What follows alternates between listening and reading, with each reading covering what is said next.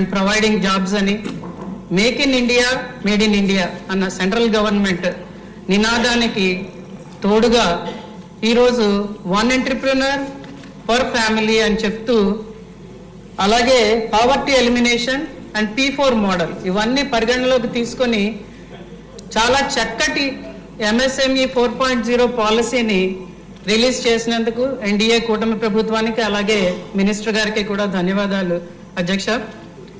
ఈ అసెంబ్లీ సమావేశాల్లో మనం MSMEల మీద చాలా ఎక్కువగా మాట్లాడుకున్నాం. దాని మీద బడ్జెట్ లో కూడా డిస్కస్ చేయడం జరిగింది. అలాగే ఆనరబుల్ చీఫ్ మినిస్టర్ గారు MSMEలు చాలా ముఖ్యం మనకి, ఎందుకంటే that will Boost the economy very fast and also eliminate poverty అని కూడా చెప్పడం జరిగింది. కాబట్టి దాని ప్రకారం చాలా క్వశ్చన్లకి చాలా డీటెయిల్డ్ గా మినిస్టర్ గారు ఆన్సర్ చేయడం కూడా జరిగింది. ధన్యవాదాలు అధ్యక్ష. కొన్ని ప్రశ్నలు ఉన్నాయి. విజయనగరం జిల్లా వెనుకబడే జిల్లాలో ఒకటి, గత ప్రభుత్వంలో బటన్ నొక్కుతాను ఇంట్లో కూర్చోండి నేరుగా మీ ఖాతాలకు వస్తుందని చెప్పి ఆర్థిక వ్యవస్థని పూర్తిగా నాశనం చేశారు.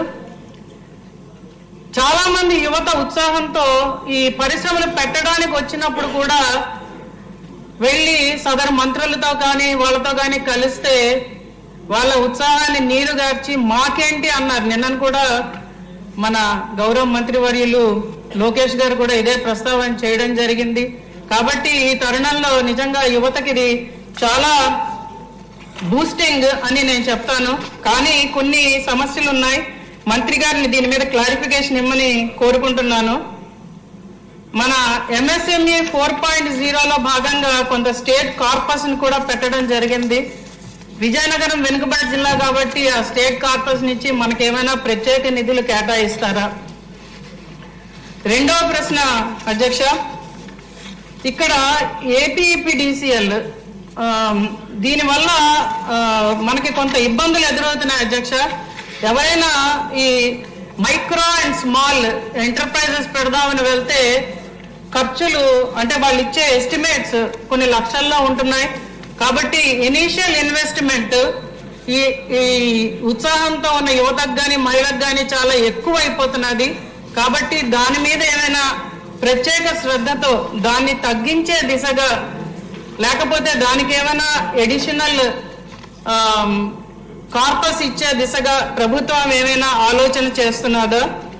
మూడవది ఏంటంటే నేను అడిగిన ఆఖరి ప్రశ్న, నెల్లిమర్ల నియోజకవర్గంలో ఈరోజు ఎయిర్పోర్ట్ వస్తున్నది.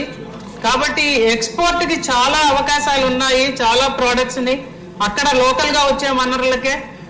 కాబట్టి దానికి చాలా మంది ఉత్సాహంతో ముందుకు వస్తున్నారు. మేమైతే ఒక కనీసం ఫేజ్ 1లో ఒక 200 మందితో ఎంటర్‌ప్రెన్యూర్స్ తో MSMEలు పెట్టే దిశగా ఆలోచన చేస్తున్నాం. కాబట్టి క్విక్ స్టార్ట్ కి ర్యాపిడ్ గ్రోత్ కి ఏవైనా leased sheds with plug and play, అంటే అక్కడ ఎలక్ట్రిసిటీ కనెక్షన్ కూడా వచ్చేటట్టు. ఎందుకంటే ఈ ఎలక్ట్రిసిటీ కనెక్షన్ వల్ల ట్రాన్స్ఫార్మర్ పెట్టుకోవాలి, వాళ్ళ కనెక్షన్ వేయాలి, దీనివల్ల చాలా డిలేస్ ఉంటున్నాయి. కాబట్టి దానికోసం ప్రభుత్వం ఏదైనా ప్రత్యేక ఆలోచనలు చేస్తుంది.